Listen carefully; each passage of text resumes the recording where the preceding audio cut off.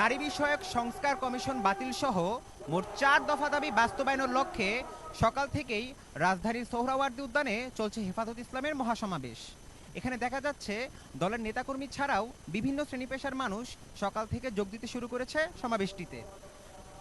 সারা বাংলাদেশ থেকে লক্ষ লক্ষ তৌহিদি জনতা এবং শত শত হাজার হাজার মাদ্রাসার আলেম উলামারা সকলে একত্রিত হয়েছি। বাংলাদেশের যিনি প্রধান উপদেষ্টা, ওনার কাছে আমাদের উদারত আহ্বান এবং মেসেজ দেওয়ার জন্য এসেছি।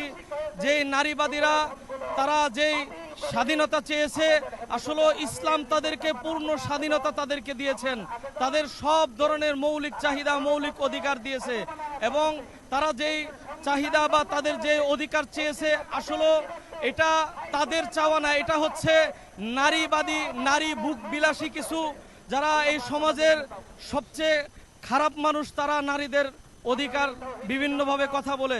আমরা আমাদের যিনি প্রধান উপদেষ্টা ওনার কাছে উদারত আহ্বান থাকবে, আপনি একজন মুসলিম হিসেবে কোরআন হাদিসের যে আইন আছে এই আইন সারা বাংলাদেশের যারা আলেম ওলামারা আপনার কাছে বর্ণনা করবে সেই অনুযায়ী আপনি দেশ পরিচালনা করুন। আপনার জন্য আলেমরা দোয়া করবে, সাধারণ জনগণ দোয়া করবে এবং মরার পর আপনি শান্তি পাবেন। আমি বাংলাদেশের সংগ্রামী একজন সৈনিক। আমি স্বাধীনতা সংগ্রামে 71 সনের যুদ্ধে অংশগ্রহণ করছি। আমি সরকারি কোনো ভাতা খাই না। আমার বড় ভাই সবুদের মধ্যে আব্দুর রশিদ, সে ভাতা পায়, সে বাংলাদেশ রাইফেলসে ছিল। আমি বাংলাদেশ সেনাবাহিনী 10 বেঙ্গল রেজিমেন্টের সেনা সদস্য। আমি এর পরবর্তী স্টেপে সেনাবাহিনীতে অপশন নেওয়ার পরে আমি নিজ দেশেই থাকি। আমি ইসলামী আন্দোলনকে ভালোবাসি। আমি ইসলামী মুজাহিদ কমিটির সভাপতির দায়িত্বে আছি। ফরিদপুর জেলা ভাঙ্গা থানা ঘাউড়ের ইউনিয়নের দায়িত্ব নিয়ে যেতে আছি। আমি ইসলাম প্রিয়, ইসলামী কোরআন হাদিসের কসপাতরকে আমি ভালোবাসি, কোরআনকে ভালোবাসি, হুজুর পাক সাল্লাল্লাহু আলাইহি সাল্লামকে ভালোবাসি। আমি ধর্ম আমার ইসলাম। আমি আল্লাহ আর রাসূলের বিরুদ্ধে আমি কোনো কথা বলতে চাই না। আমি 82 সনে আমি মধ্যপ্রাজ্যে আমি SM আরফাতের গ্রুপে আমি যুদ্ধ করেছি ইসরায়েলের বিরুদ্ধে। আমি দক্ষিণ লেবাননের বাক্কা আমার ক্যাম্প ছিল, শাম পাহাড়ে আমার ক্যাম্প ছিল। আমি 22-এ আছি। আল্লাহ রাব্বুল আলামিন এক দরবারে লাখে কোটি শুকরিয়া। আমি একজন স্ট্রোকের রোগী। আমি ইসলামী আন্দোলন করি, ইসলামী আন্দোলনকে ভালোবাসি, মুসলমানদের। আমার দাবির ভিতরে এখন মুসলমানের বিরুদ্ধে কোনো আইন পাশ হোক, এটা আমরা চাই না। বিশ্বে মুসলমানদের সাথে আমি একতাবাদ ঘোষণা করি। আমি মুসলমানের সাথে আছি। আমি ইহুদির সাথে যুদ্ধ করে আসছি। ওই মাতৃভূমি ওই দক্ষিণ লেবানন বাক্কা ভূমধ্য সাগরের পাড়ে আমার ক্যাম্প ছিল শাম পাহাড়ে। আমি এই জন্যই আমি ইসলামকে ভালোবাসি। আমি মুসলমানকে ভালোবাসি, মুসলমানদের সাথেই মুসলমানের জিন্দিগি নিয়ে আমি কবরে যাইতে চাই। আমার বলার কিছু নাই। আমি চরমনের পৃষ্ঠাবুকে ভালোবাসি, আমি ইসলামী আন্দোলনকে ভালোবাসি।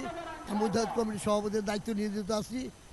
আমি ফরিদপুর জেলা ভাঙ্গা থানা ঘাউড়ে ইউনিয়ন 9 নম্বর ইউনিয়নে। আমার সরকারের কাছে সরকার কাছে আবেদন, নারী নেতৃত্ব যে এই আন্দোলন হচ্ছে, হেফাজত ইসলাম সব মুসলমানের কথা, একই প্রাণের দাবি আমাদের, যাতে মুসলমানের বিরুদ্ধে কোনো অবস্থান না নেন। শতকরা জায়গা 95% মুসলমান এই দেশে মুসলমান বসবাস করে। আপনি দায়িত্ব নিয়েছেন, আপনার সহযোগিতা করি, আপনার কামনা করি, আপনি মুসলমানের বিরুদ্ধে কোনো অবস্থান নেবেন না। হেফাজত ইসলাম বাংলাদেশ আজ যেই সমাবেশ ডেকেছে, সারা বাংলাদেশের তৌহিদি জনতা এবং হক্কানি ওলামায়ে কেরাম এবং পীর মাশায়েখদের আজকে সোহরাওয়ার্দী উদ্যানে এখানে জনসমুদ্র পরিণত হয়েছে।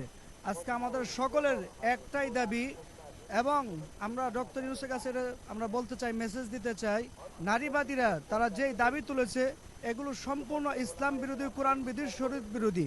তারা চেয়েছে নারী এবং পুরুষদের সমান অধিকার। আসলে ইসলাম তাদেরকে আরও সুন্দর অধিকার দিয়েছে, আরও বেশি দিয়েছে।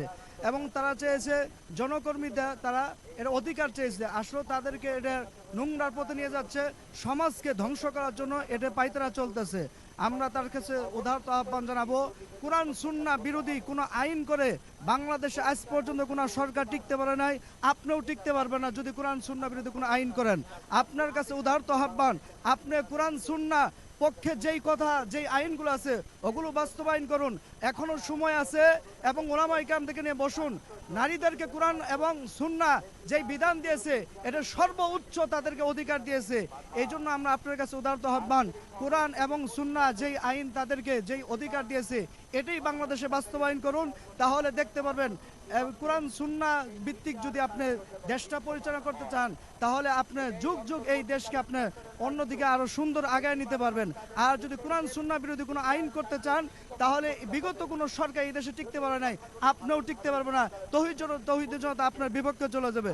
এই জন্য আপনার কাছে উদারত আহ্বান, আপনি তৌহিদি জনতার পক্ষে কাজ করুন, কোরআন সুন্নাহর পক্ষে কাজ করুন। আসসালামু আলাইকুম রহমতুল্লাহ।